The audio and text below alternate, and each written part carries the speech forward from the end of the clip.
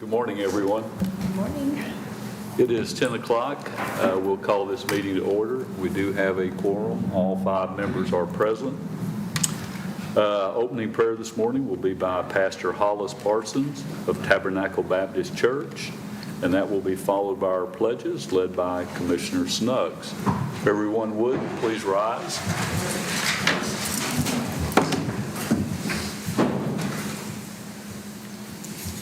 Got the prayer first, fellas. You're up first. Yes. The pledge was after, or the prayer was after. Well, we need the prayer for sure. Father, thank you for this beautiful day that you've given us. And Lord, thank you for these commissioners and for Commissioners Court. Ask that you would guide, direct, and lead as they take care of the business of this county. Thank you for what they do. We praise your name for who you are and what you do in our lives. In Jesus' name, amen. Amen. Thank you. I pledge allegiance to the flag of the United States of America and to the republic for which it stands, one nation, under God, indivisible, with liberty and justice for all. Honor the Texas flag. I pledge allegiance to thee, Texas, one state, under God, one and indivisible. You ought to just lead them every week. You do such a fine job. He's a good guy.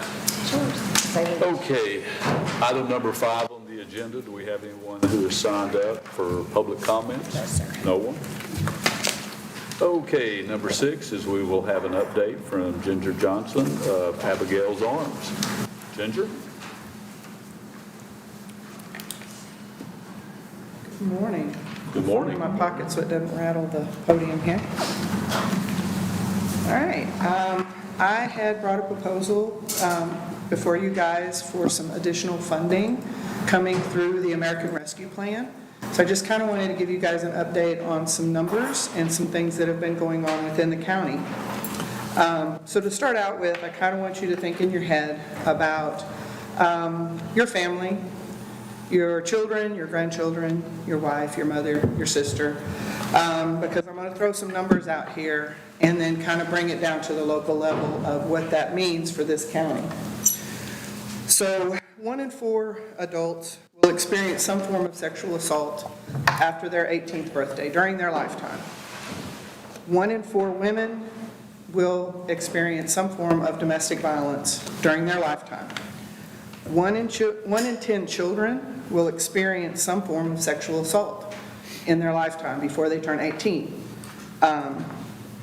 That's just sexual assault for children. I need to point that out because there are a lot of victimizations that happen to children that I don't have the statistics ready for. So when we start talking about our county, in 2020, there were 41,668 people in Cooke County. So if you do the numbers of 1 in 4 for family violence, 1 in 4 for sexual assault, and 1 in 4 for 10, that means that in Cooke County, there were 23,205 victims. When you look at our numbers, this last 2021, our estimate of our number of victims coming in for services is 1,522. 56% of our county suffers from some form of victimization, whether it's family violence, sexual assault, child abuse, child neglect, drug-endangered children, victims of a homicide, victims of an assault that is other than family violence. 56% of the people in Cooke County. When you look at our numbers, we're serving 6% of that. My staff is maxed out. Over the last couple of years, our main funding source, which is VOCA, which comes from perpetrators of crime, are assessed fines and fees, and it goes into a fund designated specifically for victims of crime. That's where our largest funding comes from. Over the last 3 years, it has been decreased. With COVID and the court shutdown, VOCA's in trouble. We were asked to reduce our ask, and then after we submitted our application, we were awarded a lesser amount. Over the last 3 to 4 years, we've probably lost about 25% of our VOCA funding. Last year, that amount for VOCA was roughly $23,000, which doesn't sound like a whole lot. It's almost one staff salary. But when you look at our VOCA, our HHSC, our SAPCS, all of these are state and federal funding that we apply for. All of them took a hit because of COVID shutdowns. On the flip side of that, with COVID shutdowns, we had people who were locked in their homes with their abusers. Our level of lethality for the victims coming in for services increased tremendously. People weren't coming in because they were slapped or pushed. They were coming in because they'd had guns held to their head, because they had been beat up and hurt enough that they had to go to the hospital. So our lethality level went up. Our number of victims goes up every year. This year, for 2022, we're expecting to see a significant increase as more and more people are getting out and about as the COVID lockdowns dissipate. Our concern is, using one example, I requested funding for an additional non-shelter case manager. So these are victims who have a safe place to stay, but they need support. They need counseling, they need somebody to help them understand the judicial system, the legal system, what they can do, what their rights are. I have 2 case managers. Standard protocol for a case manager is to carry 20 to 25 people on their caseload. My non-residential case managers carry 40 to 45 people. When I have a victim who walks into our door and says, I need help, when they are brave enough to take that step, and then I have to tell them, or the case manager has to tell them that they don't have an open appointment for a month and a half to 2 months down the road. That victim needs help now. They don't need help. Well, they're still going to need it in 2 months, but right now they're in our office and they need assistance. And what I'm asking for the Commissioners Court is to help us over the next 2 years to get over the hump that is the residual effect of the COVID pandemic shutdowns. Help me fund a couple of extra positions, and then I will continue to ask for additional funding from my other funding sources. And what I'm hearing is that with the VOCA fix and with the courts opening back up, those are realistic goals. So you guys have questions? I do. Okay. Those numbers are a little bit disturbing. What are we doing from a proactive, preventive measures? It looks to me like that we need to be working this thing. From both angles. Both angles, yeah. So 2 of the positions that I ask you guys to help me fund are for prevention outreach people working in the schools. Currently, I have 1 staff who is full-time working in Valley View and Callisburg, and after spring break, she will step into Gainesville. I have 2 part-time people that help support her. Our programming in Valley View has been the longest running program. We started serving kiddos in Valley View in 2016. The group of kids that we started working with are now seniors in that school district. They stepped up as 6th graders, 7th graders, 8th graders. They became the student council. They became the group of kids who stood up when they saw injustices. They stood up against bullying. They do awareness month campaigns. Our programs in the schools are geared to help build leaders. Our goal is that they become a leader in their classroom with the kids they're in the same grade level with. And then as they move up and they graduate into the different grade levels, they become leaders in their school, they become leaders in their community, and these kids are leaders in Valley View. And then as they go off to college, they become leaders in college, and eventually they become leaders who would potentially sit here someday, move into different offices that will help them be leaders in their community and in the state. This is a fantastic group of kids, and they are very motivated to help other kids. They mentor the younger kids that are now in the program, help other kids to see what healthy relationships are, how to stand up to bullying, how to stand up when they see an injustice and respectfully approach the administration of the school and say, hey, here's what we're seeing, and here's what we think we can do to help mitigate this problem. And they have been truly fantastic in their ability to grow into their leadership roles. We started the program in Callisburg about 2 years later, so our programming over there is geared toward what's going on in Callisburg, so it's a little bit different, but the gist is we're still building leaders in that community. We have had several school districts request that we come into those schools and do this same programming. I have one person. And she can only get spread so thin. So we're trying to take it step by step. Because the backside of that program is we have children and adults in Valley View and Callisburg who speak out about abuse that's happened to them, which then increases our numbers. The other thing that we do is we collaborate with the Gainesville Police Department, and when they have a victim of a person's crime, so anything from robbery to domestic violence to homicides, we get what's called a face sheet, which is just that victim's information and their address and phone number. And then we send them information and contact them just to say, we're here, how can we help you? I would love to do that at the county level. I would love to do that with every police department in Gainesville. The victims that come in through that are typically going to my non-residential case managers. So I have to be able to meet those victims when they walk in the door. So I'm trying to be very forward-thinking and look at how can we grow our capacity to be able to help all of these victims in Cooke County without my staff just totally falling apart because I've overwhelmed them with the number of victims that are coming in. So two different ways. We're trying to be proactive, taking it step by step. So I remember the proposal, but I don't remember the exact dollar amount, but you were, you know I get the money. You're going to make me say the numbers. Okay. Well, we have to. I get it. I get it. There are 4 positions that I'm asking to be funded over 2 years. 2 years. So the total is 243 and some change For each year or for both years? for both years together. Total both years package together. for both years, yes. And I'm asking this specifically from the American Rescue Plan funding because this is dollars coming down that can be allocated to nonprofits such as myself, and looking at this not costing our taxpayers additional funding or additional dollars, but allowing us to increase our capacity through that. And then you'll think you'll be able to get back into the regular stream of funding as it goes on? Yes, myself and my staff regularly look for alternative funding, and so we have a couple of nonprofit grants that we are looking at applying for that could be additional 2 to 3 year grants. And then what we're hearing from the state is that our VOCA or HHSC funding will slowly be able to increase over the next few years back up to the levels it was, and potentially then some additional above that.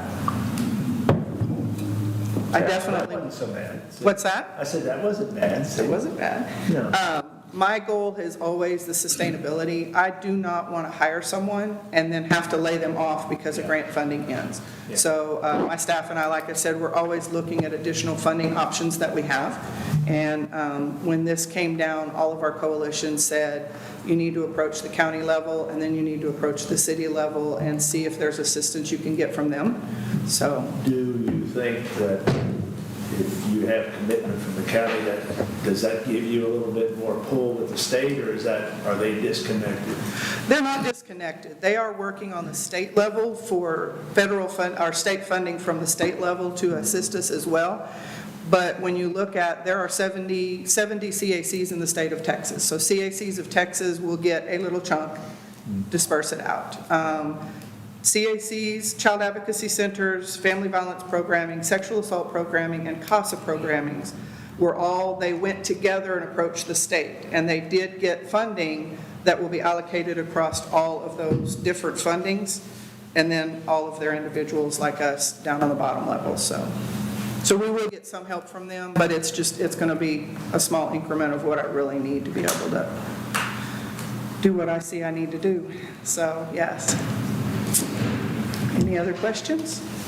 Shelley, is there $122,000 for each year available that's not committed out of our ARPA money? Yes. Which one? Out of ARPA, which is what she's asking for. Yes.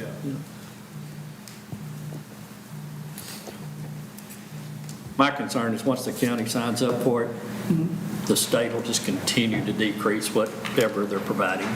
That's my concern. Not necessarily, because they look at our total budget and they see where our funding is coming from. My funding, say from United Way, has gone up and down. I get additional funding from some other United Way type programmings in the Dallas-Fort Worth area due to a kind of a coalition that I'm a part of there as well. And so we get some additional funding for things. What those funds don't cover is staff salaries. A lot of these smaller grants are, oh yeah, we want you to go in the schools and do prevention, and we'll help you get the curriculum, we'll help you get the training. They won't pay the staff salaries. And so this is one of those areas where I can step in and say, I know this is available, I know we qualify for it, and so then I just have to come to you and convince you guys that y'all can help me out and give me some boost for the next couple of years while everything else levels out as the pandemic hopefully kind of creeps out of our lives. Oh, and I realize you can't control the state's funding, but typically what happens, I mean, we refer to them as unfunded mandates, and where they might not decrease your amount if you're getting it from some other entity, a non-taxing entity, but if they see that the county's picking it up, I think their perception is, oh, well, the county's doing so well, they can go ahead and fund this. But because it's ARPA money, They know it's limited. well, There's and a- I have a tendency to go support the need, which is obviously there. My concern is 2 years down the road, when they don't pick it up, this becomes something that is a budgeted line item in the county's budget. And That it needs is to go not back my to the state and that is fed. not my sustainability program, because I do not want to have to come to you guys and ask for tax dollars. And at that point, if you're not getting ARPA kind of funding that would trickle down to us, then that's not something that I would want to come back and ask you for. The county does support the Child Advocacy Center and the shelter programming already on a smaller basis, and that is very appreciated. But this is a one-time, I know there's funding coming through to you guys that would be available to us, and that's what I'm asking you guys to look into. I understand your concern, Gary, but there's also sometimes the pull from the different state organizations. If they see you making a commitment to help them, you might get more help. It works both ways. And then it finally gets down to the end argument or end discussion of the whole thing is, I believe what she's telling me. I don't think she's making this up. I know no one likes to grow government, and we get off on all that. But these people are our citizens. Yes. And we do have a responsibility to people. And if we do have the ARPA, I know you don't want to pick up something down the road, but you got to balance it out and make your choice. It's ARPA funds, and if we have it, I suggest we trust the lady. The other thing is that when we apply for grants, one of the things they look at is, do we have collaboration from the community?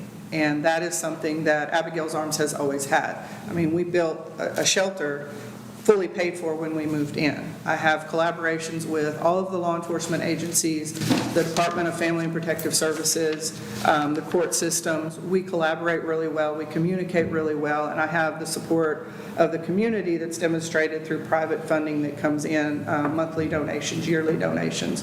And that's something they look at is, do you have the support of your citizens, your cities, your county government to continue your funding and to continue what you're doing in the community? Because without community support, without everybody talking about what we do, without everybody contributing to what we do, then I don't have that foundation to build a programming on. It sounds like that your educational stuff that's going on in the schools, it's actually increasing your numbers as we've educated people. Yes. So we can anticipate those are going to continue to grow. And it's not that, I'm not suggesting we not support you. Your presentations, it's been good, your rationale's been good. That's nothing to do with trust, it's a business decision. Right. It's dollars and cents. I And, totally understand that. And again, as long as ARPA money is there, it's, you know, but what are we doing right now, about $50,000 a year? 45? I believe we kicked it up to 50 this year. We I kick it think up to it's about 50 this year. $50,000 a year. Yeah. And, I mean, I could say I'm not concerned about it. 2 years down the road, everything's going to be peachy. But if that turned into $300,000 a year out of general fund, Yeah. then I think everybody on the court would have to, I'd like to think we have to take a hard look.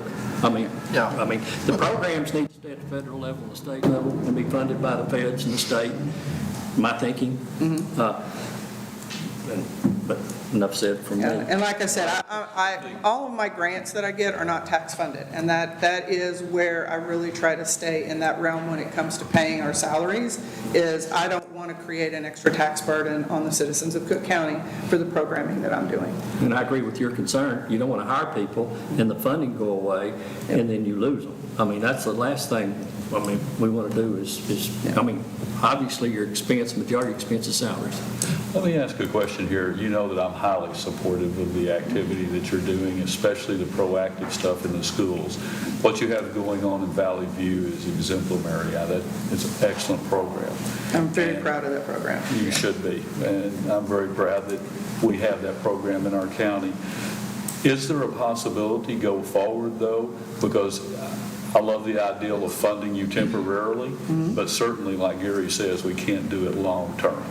Is there a possibility that some of the training could be given to the schools so they could take up that in the future and actually do that implementation like you did in Valley View? So part of what we do is when we're in the classroom, the teachers are actively engaged in the programming that we're doing. Yes, ma'am. So yes, some of the school districts already have their counselors taking on this extra role of talking about drugs and bullying and self-respect and healthy relationships. And what we find is they're adding jobs to their already full job load. And my staff is able to come in and pull part of that off and work in conjunction with what they're doing. We get referrals from the teachers and the counselors in the schools on a regular basis. Kind of going to step into a black hole here. I have approached Valley View about assisting with paying partial, kind of what they do with SROs in larger cities and what Callisburg is doing, where the school pays part of the funding for that officer and the county pays the other part of it. And so I'm approaching Valley View, since that's our strongest programming, with the potential that they could pay part of a salary and we would pay part of a salary for the staff that we have in the schools. And again, it's taking those little steps and trying to figure out, I like to think outside of the box, and that's one of them where I went, hey, this is a possibility, and I've talked to them about it, and we're looking at different funding that they qualify for that would allow them to do that. So kind of stepping off into that, see how it works there, and then start doing it with any other school that wants us to come in and be able to do that programming for them. So, Good. like I said, I'm always out there looking for other funding, and if you guys have ideas, I am more than willing to take the time to look at it, write up what I need to, and approach that from that angle as well. Thank you. And realizing that the piece of pie of ARPA money is only so big, then as we fund this, some of the other things that have been considered are probably going to have to move to the back burner. So, Oh, I agree. I think she's done a good presentation. I believe you're committed to what you say you're going to do. I don't think you're wanting to hang another $300,000 a year bill to the county, and this is what the ARPA funds was meant for. Whether you agree or disagree with what the federal government did, they presented us with this money, and this is one of the uses, and we had it.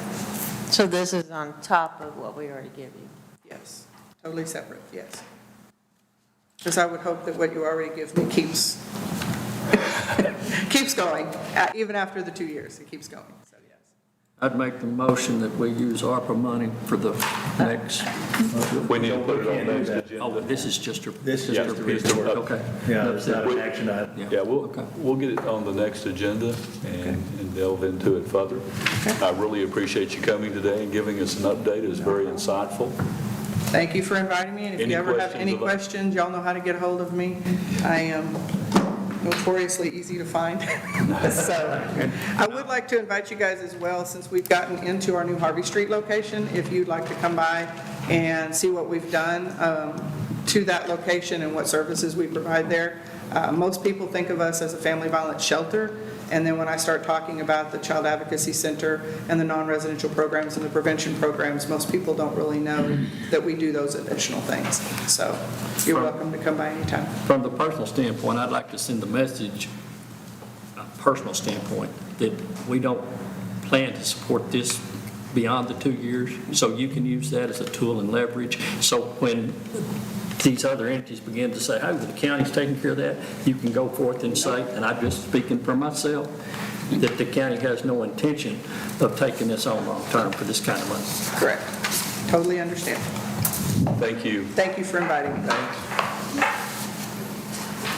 Item number 7, consent agenda. The consent agenda includes non-controversial and routine items that the court may act on with one single vote.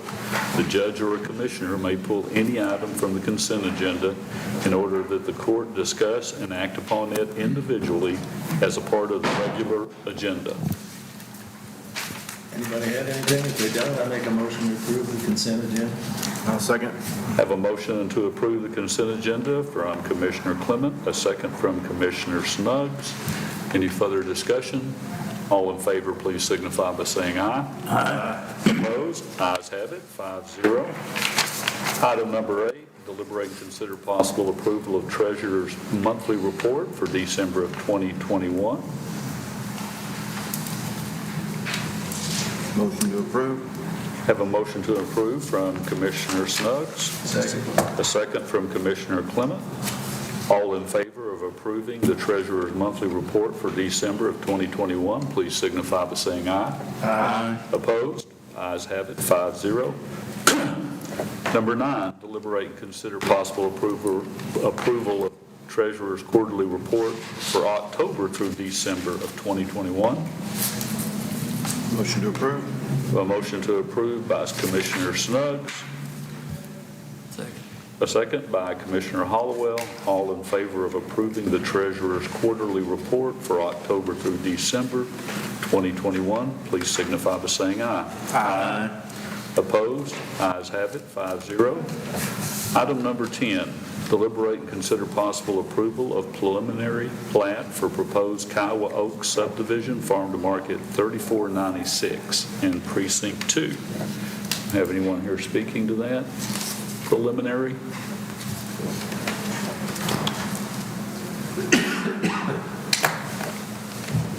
Good morning. Good morning. Jose Carrillo, Jim Weaver, property owner.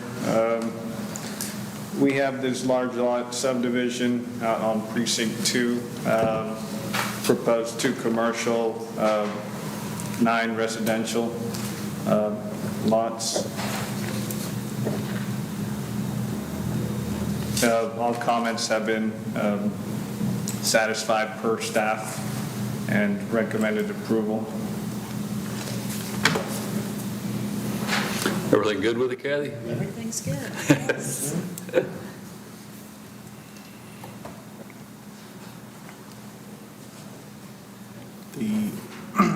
The engineers bounced it back and forth and everything was good.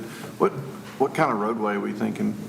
So we have 2 options. One is the county standard, which is the asphalt option, and we also have an alternate concrete option. The owner was going to do some research on pricing and lifetime build for that, so it's still dependent on what the bids show. One thing to keep in mind when you're looking at this is the cost of ownership.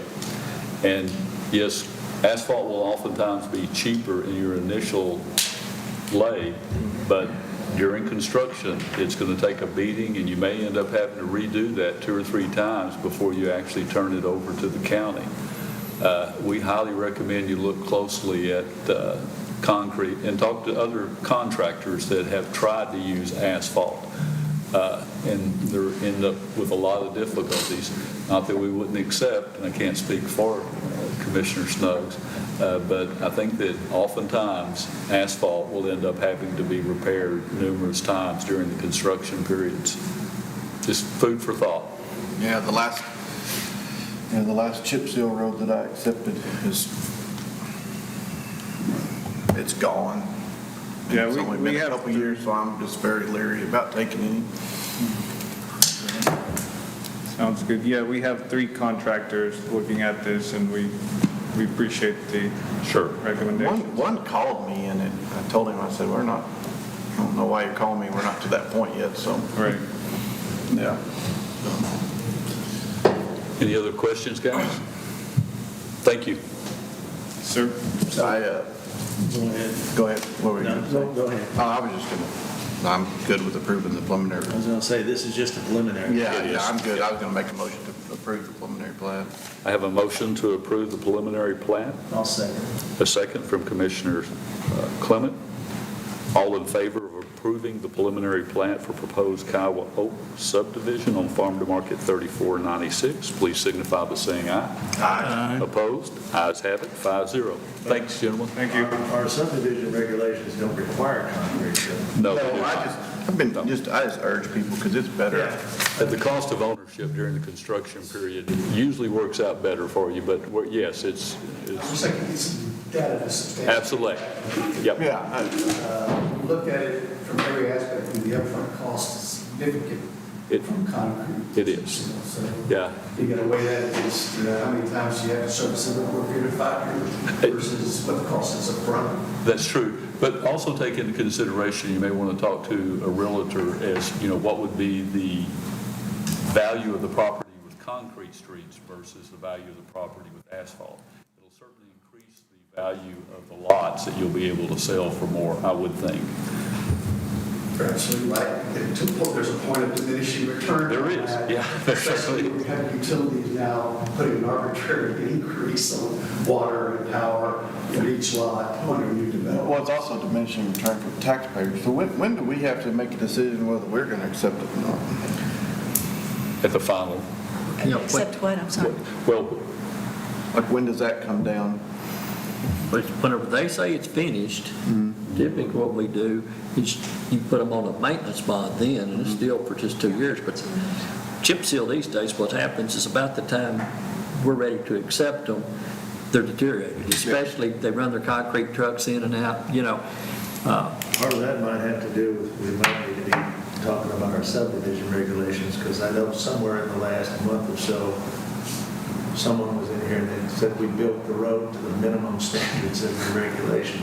Maybe our, Yeah, we in definitely, other words, maybe it ought to be more site-specific, and maybe our minimum isn't good enough. yeah, I definitely want to, there's a change I want to make with That's a good with point. that. And no, I'm not trying to, Yeah. I'm not trying to come back and cause you any grief. I'm just speaking in general terms.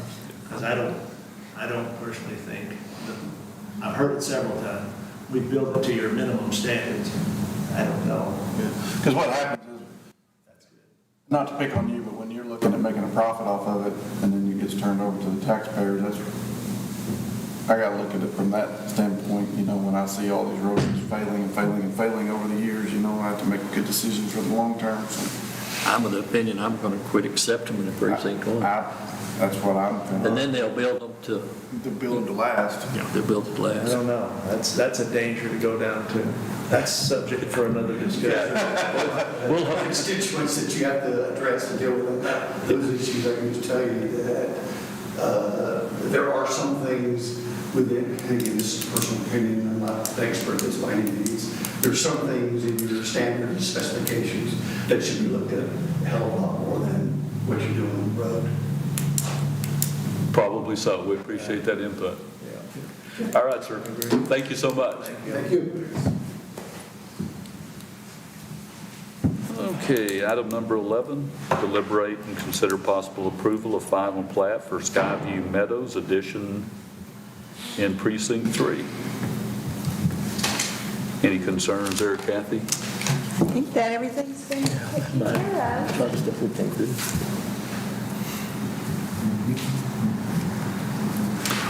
Adam, are you good with it? I'm good with it. It's all coming off of county roads. So. Good. Like a dog. No interior roads. No interior roads. They're on private driveway. Yeah. All right.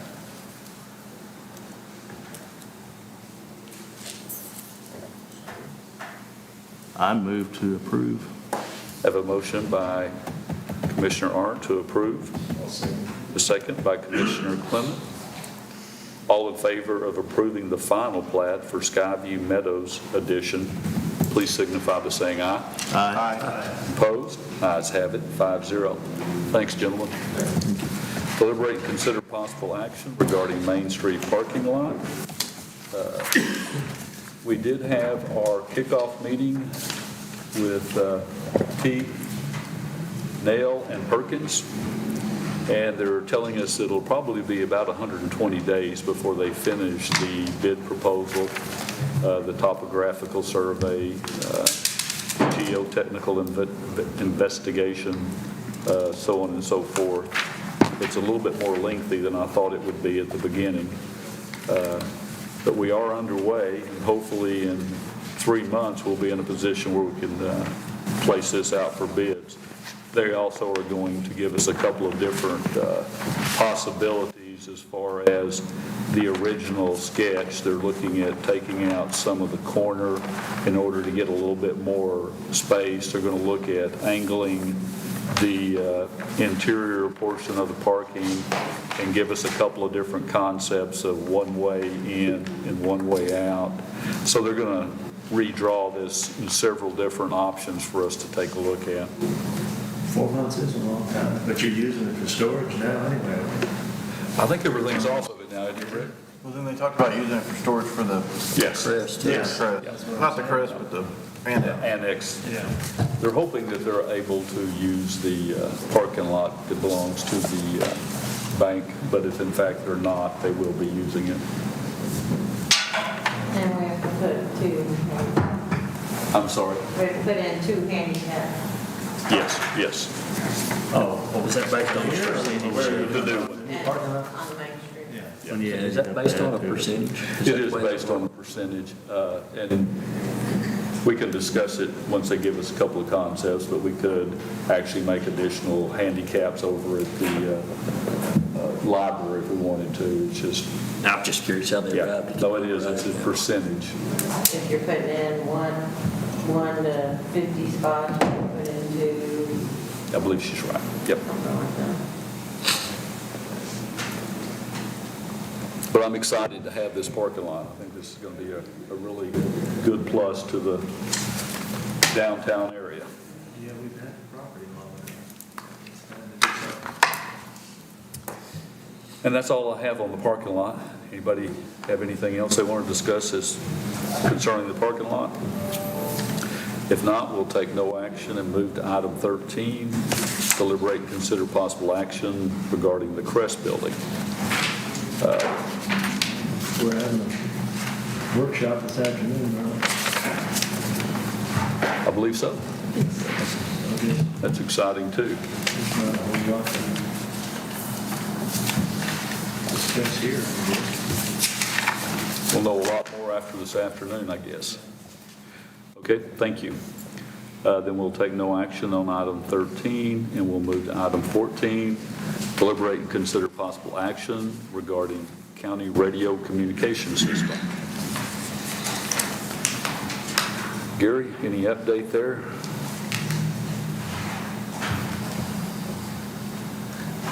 Back in the consent agenda, you saw where we were going to apply for service through Pentex for the 2 remote sites, or the sites at Silver's Bend, Walnut Bend. With that comes easements.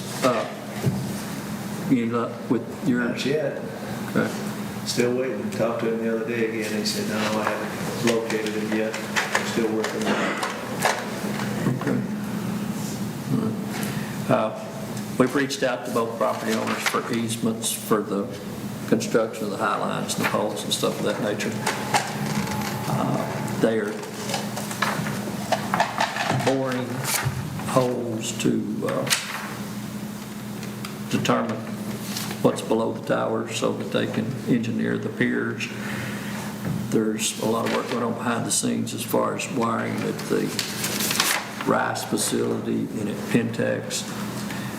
They're putting pieces of the radio system together over at Shipman inside the racks.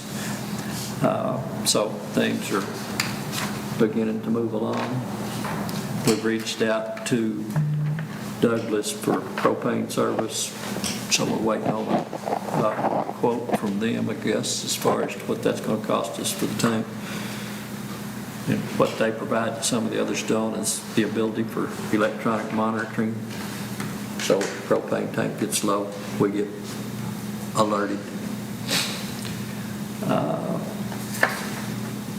Any questions? Anybody got any thoughts? Somebody talk about? The easement's going to be fine. There's just two options at one site, and we're working both options, trying to hear back from one party. I think we have two options. One's probably more expensive than the other because one's going to run about 500 foot and the other one's going to run about 1,800 foot. And if we can get the 500 foot option, it's less money. It'll be the best one, but if we can, we can. Yeah, so I don't think there's a I don't showstopper. think we'll have a problem with it, but you've got to go through the channels and let all the property owners visit with each other. Been a lot of paper drills through this, sending out various letters to various agencies concerning, are we going to have any interference with radio frequencies and stuff of that nature? Kathy's been a huge help in that. But been a whole lot of paper drill behind the scenes, but we are making progress.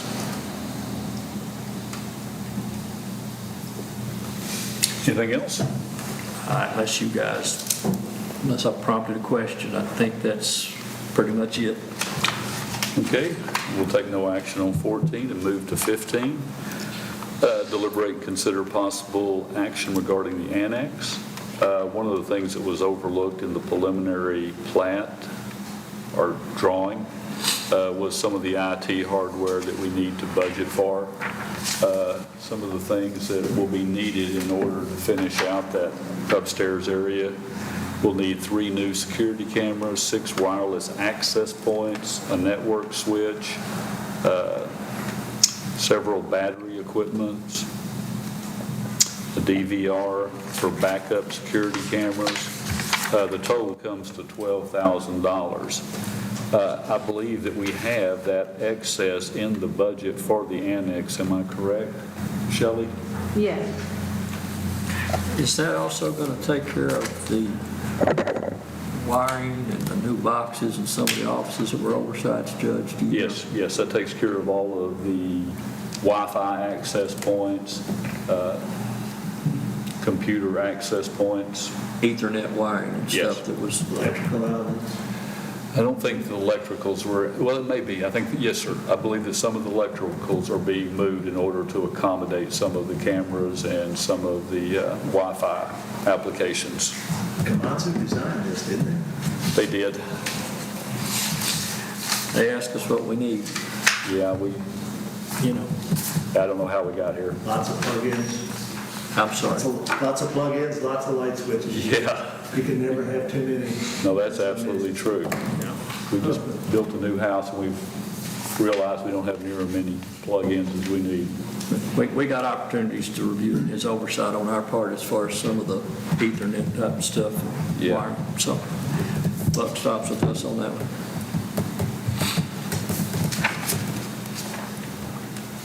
When are they gonna start? I don't have a definitive date. I guess the last time I thought they were gonna start like the 15th and then, That was their projection, but they haven't given us a firm date yet. Their notice to proceed was issued. They said that, given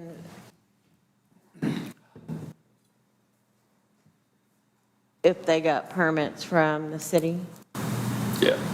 that possibly it could be the end of the month. And they already know that they're having to work around early voting, stuff of that nature. So they're going to be. Our first contractors meeting is February 2nd, I think. No, I believe that is correct. Okay. This will take a little bit additional coordination with early voting and any need for district court and stuff of that nature. You had mentioned something about the first one's on us. We do have maintenance and IT involved in all this, don't we? We do. Okay. I'm just making sure, Yeah. because I wouldn't know where to tell them to put on equipment. I wouldn't either. Do either one of you gentlemen want to say anything concerning this? I think that Darrell actually went through and came up with the plan. In fact, it was in CAD-AM. Very nice drawing, by the way. And they've already moved some cabling that needed to be removed prior to construction, so maintenance and IT have been very responsive since the effort actually got started. I did not receive a budget amendment for this $12,000. Okay, then in that case, we're going to put this on the next court. Yeah, it wasn't in, it's nothing in No. here for it. I thought we were just going to talk about it to approve getting a budget amendment. I think we can do that. I think we did it. That's the way it reads. Yeah. Do we need to make a motion for that? No. No, not necessarily. Okay, we'll take no action on item 15 and move to number 16, deliberate and consider possible actions regarding various grant funds. The first one up here, I gave each one of you.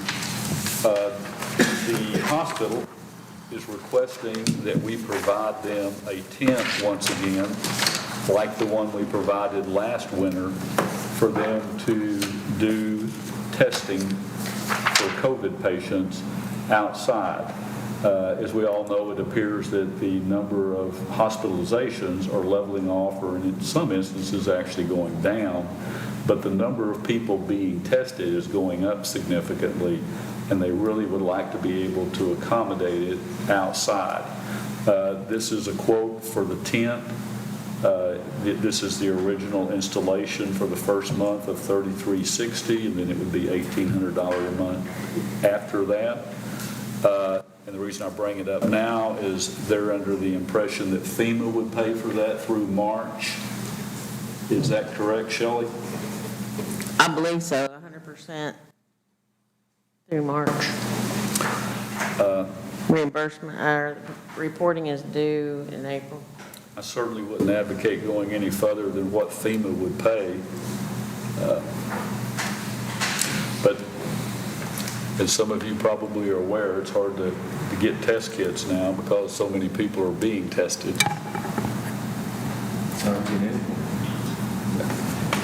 I said it's hard to get anything. Yes, sir. Gary, I didn't hear you. when is this all going to slow down again? Nobody knows. So that is the request from the hospital. My personal opinion is that we probably ought to provide that service as long as FEMA's paying for it. And it does make sense to do them. In fact, I think there's a number of clinics now that are having people stay in their car and come out and test them in their cars. So Y'all are going to think I'm nitpicking, but if we could take an action on that previous agenda item where it says deliberate and consider possible action, if we couldn't deal with the financial issue there, can we deal with the financial issue here? That's a good question. I think we restrict ourselves way too much on the previous agenda item if we needed to take care of business. What do you mean? We said we couldn't address the budget amendment or approve the effort, I think. And so it goes back to, was that a change order that needed to be approved? Well, we haven't seen a paper change order. Anyway. The question is, could we take an action I said I on? didn't have the budget amendment. You do not. But I think I heard we couldn't take any action anyway because the way that it's written. No. No, I asked if we needed to make a motion, and y'all said no. We need the budget Did you think we amendment in could order. take an action, Leon, on the previous one? She was asking if there's a budget amendment. Let me see, where's the previous one? Number 15. Yeah. I mean, we write them that way all the time, and we typically take an action, right? So it's Yeah, not an but issue. how are you going to take an action on a budget amendment I Okay. don't have? There's not a budget amendment. I thought It said in the agenda, where'd it go? And budget amendment for same. It says budget amendment for same. I didn't write it up. I'm just saying, it says we're going to do a budget amendment, and we don't. So the real issue is that the budget amendment's not in place, it's not the Correct. way the agenda item's written. Correct. Okay. Now, I think technically we cannot approve the expenditure and then have the amendment, the budget amendment done later. exactly. I agree with you. Yeah, that's the deal. And this one, I guess it's the same way. Well, I don't know that this one is because of the fact that it's FEMA, but I'll defer to those of you that have done this longer. Well, we need the budget amendment before we approve it, Shelley. Well, Ray probably has the money in his budget. He does. Raising In a it. FEMA line? Yeah, he's got Oh, COVID. they'll be reimbursed, I'm sorry. Ray's got COVID. Yeah. Or, Let's see if we can reach out to him real quick here. is It's either in his 499 or in non-departmental where we charged it last time. So if he's got the money in the budget, we go ahead and do it, and then he'll get reimbursed from FEMA. If he doesn't have the money in the budget, we're going to bring it back. Actually, I think it goes in rental and non-departmental. Money in the budget. Rental, non-departmental. That's where we put it last time. Okay. I'm glad you keep up with all those funds. Well, I started gathering the data. Yeah, he believes that there's enough money Yeah. for 99. Yeah. Good catch, Shelley. Is that a motion, Judge? Yeah, we need a motion. I'll make that motion. Have a motion from Commissioner Snuggs to approve the request for a 10 using FEMA money through March. Second. A second from Commissioner Hollowell. All in favor, please signify by saying aye. Aye. Opposed?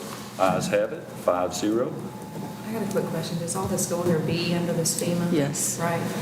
We just kind of skipped A, I guess? Those We questions. started out with FEMA. Now, are we Yeah. at FEMA or FEMA COVID? No, It's under B. B, Yeah. okay, so we're going to go back. my to A. apologies. That's all right. I just want to make sure I get the minutes right. Good catch. Okay, that's all I have. Shelley?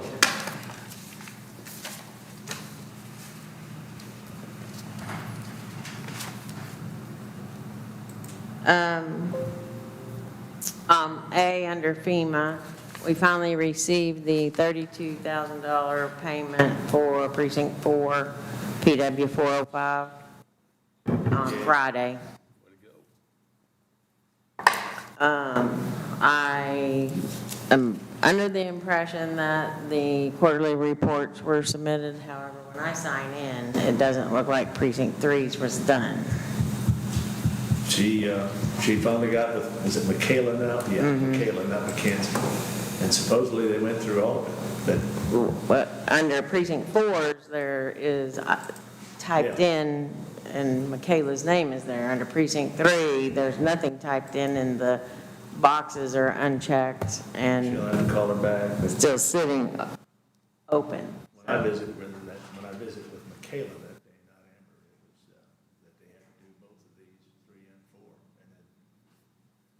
And then they did the business filling it out. She helped her fill it out, which is what they want to do now. But these extensions haven't even been approved yet. That's the funny thing. But they told us they would. Yeah, we'll see. So- She'll have to get back with her and see. But I haven't gotten any more emails saying they're not. But when I sign in also, it doesn't say that they're completed either. Yeah, So, we'll have to find out. okay.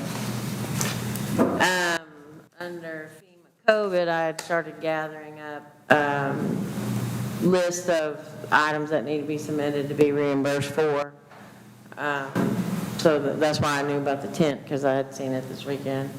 We had paid for it under rentals previously, so we will get this new one put the same place.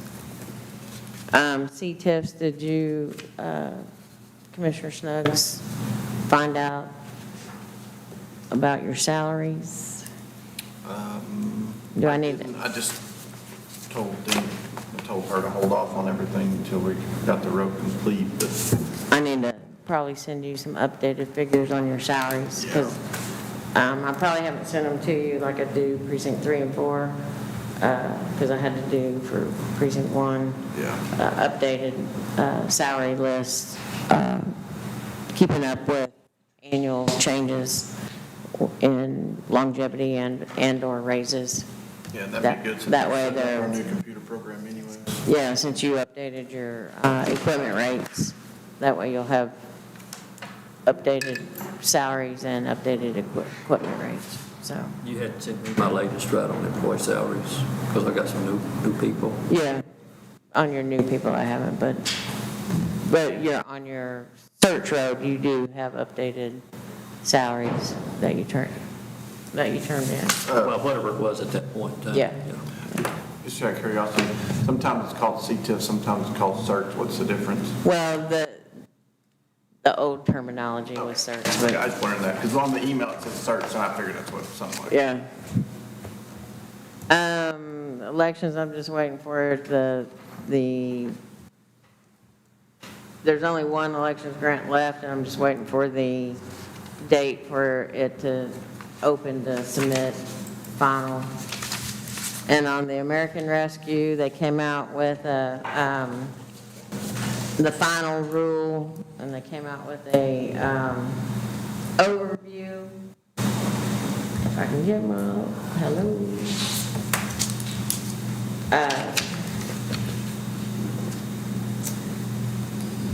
A breakdown on, it's a 43-page overview, but the final rule is like 400 and something pages.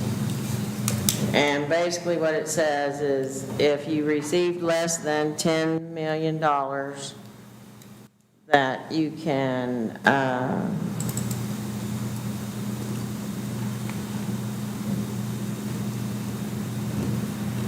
spend it.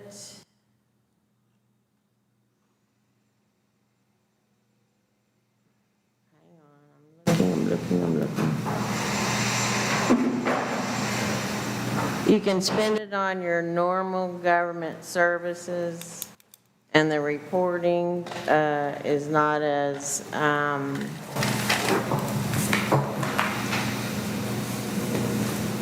supposed to be not as grueling as if you were to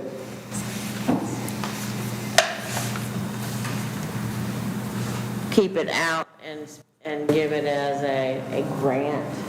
You know, like if we were to give it to Abigail's Arms as a grant versus keep it under ours as a revenue loss and you spend it as we would as a normal government service.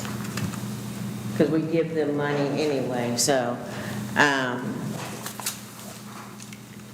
spending it on government services, recipients can use ARPA funds on government services up to the revenue loss amount, whether that be standard allowances or the amount calculated, so the 10 million or up to a certain amount. And government services generally include any service traditionally provided by a government. If I understood that correctly, could we not use that money to fund the communications program? And would that not be probably the least reporting effort? Provisions of police, fire, and other public safety services, including purchase of fire trucks and police vehicles. Communication should be part of that. Yeah. I read that 43-page, I didn't read the 400-page, but it appears to me, and you're more familiar than I am, that they've opened this up quite a bit. Yeah. Pretty broad. It's pretty much anything. Government services is the most flexible eligible use category under ARPA, and funds are subject to streamlined reporting and compliance requirements. Recipients should be mindful that certain restrictions, which are detailed further, which you can't use to put money in your pension, you can't pay off your debt service, you know, all the other restrictions that we couldn't do before, apply, and all uses of funds apply to government services as well, so the remaining balance of what we owe Motorola could probably be moved to ARPA. Well, and we know that if we fund our budget this year, we're going to reduce that fund balance to somewhere down around $6-7 million. If we spend it all. So, but We typically don't spend it all, though. yeah, but I mean, if we do, I mean, it's out there, it's budgeted. Every year. I went back, I remember seeing the email, I went back through past history, and we've had a $15 million fund balance and funded $11 million of it, but we returned most of it. So I understand where you're going, but I'm where I was headed. The short version was, Leon, is just use that $2 million or whatever it is possible to fund the remainder of the communications program and not take it from a savings account. That's where I'm headed. if we can do it. Yeah. And the other thing is we need to be a little bit more conscious about how we budget. If in fact we are budgeting where we're going to return $10 million each year, then we're not budgeting very effectively because we can't really make good business decisions when we don't know for sure what the return revenue will be. But We end up having emergencies more than you would imagine. and we probably ought to have a reserve fund that we put something into that has some latitude. But that's a different discussion. But what I would like to do, if everybody's in agreement, is that I'd like to set up, now that we have the final information from the federal government. But technically, the final rule doesn't go into place till April 1st. Right. But I would like for us to go ahead and have an ARPA workshop for us to discuss exactly where we would like to see the money go and what we've already committed to and how much we have left, so we can put together a strategic plan to implement our ARPA initiatives. So if everybody's good with that, I'll try to schedule one middle of February, or Be good with me. everybody good with that? Anything else on grants? Shelley? No, that's good. Number 17, deliberate and consider possible actions concerning a countywide burn ban. Each of you have a little map. It's orange and red. This indicates, and I can get Ray on if we need to discuss this. He is feeling much, much better. But his recommendation was that we not put in a burn ban yet, but to be conscious. Hello. Hey, you've just joined us here at the court, and we're talking about the burn ban. Can you share a few minutes with us? Yes, sir. Okay, I don't want to speak for you, but I was telling the court that it's certainly we're in worse shape northwest in the county, as the map indicates. But your recommendation at this point is that we do not put in a burn ban, but we certainly watch the conditions over the next few days and see what happens. And there could be a possibility that I declare a temporary burn ban for 7 days, and then we would bring the court back in if we think it needs to be extended. Is that kind of your thinking at this point, Ray? Yes, sir. Right now, I think we're in relatively normal winter shape, but we do continue to dry out. We're not getting a lot of fires off the sides of the road yet. We're not getting those kind of crazy fires that we will see start to develop if things don't change. And then as we head into more of that seasonal change, winter towards spring, and the winds start to pick up, things may get very different quickly. But I think right now we're probably okay until the next court, and always we have that option. If we had to put a burn ban immediately, we could do that. But I think the community is, the residents are being pretty good. We haven't had a lot of people have issues with burning or fires getting away from them. The only issue we've had here or there has been a welding fire, but even that one was contained before it got too far out of hand. So at this time anyway, I would not recommend burn ban, but certainly reserve that option. Okay, thank you. Any questions of Ray while we have him here, guys? I'm getting requests to put it in. I know that. I've got people asking me, why haven't we done it yet? And I said, well, it hasn't been dry enough, but we're getting close. I don't know how many fires we did. There been very many fires. Few, but it's nothing, Nothing big yet. it's all little stuff that's controllable. I mean, some of it is just common sense that people aren't, when the wind's blowing over 10 miles an hour and the humidity gets below 20, Don't burn. Don't burn. That's even when it's not this dry. Right. I mean, just watch your humidity. You can get on your cell phone and just ask Siri about what's the humidity. If it gets below 30%, 25%, don't burn. And the wind.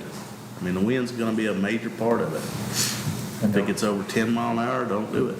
Don't grow well with all grass if you don't have water. Right, yeah. So Ray, do you think it would be appropriate for you to make a statement to the media of those particular parameters that Adam just described, and just let everybody be conscious that we're getting near that point? Absolutely. Yes, sir. I continue to put that out on Facebook and provide it to the media. And like I said, generally, folks are being pretty good out there. But yeah, we'll continue to do that. Can you share, Make sure people are clear. can you also share this map with the media, or is it proprietary in any way? Oh, no, sir, that's very shareable. It's all available online at the National Weather Service. Okay. In Fort Worth, but I can make it also shareable with them. Okay. We don't have anything else for you. We'll let you continue to recover from COVID. Thank you, sir. Have a good day. Any thoughts, guys, on burn ban? I've had people asking me about it, but I haven't had anybody requesting me. I don't know. Commissioner Clement's area is drier according to the It's map. drier. It's a lot drier over there. That last rain we had, was more to the east, you get, let's say, Lindsay West, and there's a lot of big pasture. There's just people concerned. No one has demanded that we do it, they've requested that. A lot of interest. It's a little bit different this time. Most of the time, people complain when we put it in. Now, I've got people asking me when they're going to. And it's because of that, it's drier. I had one request, but it was probably a month ago. I've talked to several of the fire departments, and they're good. I mean, they're saying, hey, we're fine. Yeah. Landowners are getting nervous. Yeah, and I can see that. I mean, we have a lot more vegetation, but, there again, as we talk about this and back from the fireside, know what you're doing and what you're getting into. If you got grass and stuff around your buildings, keep that cleaned up where it doesn't get to your buildings. Or your hay. Or your hay or your house. I mean, you got to use a little bit of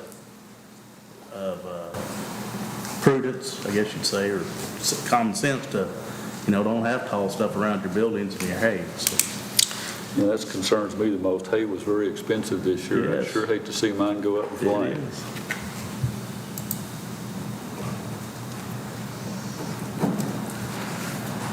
So do we want to take no action on the fire ban at this point?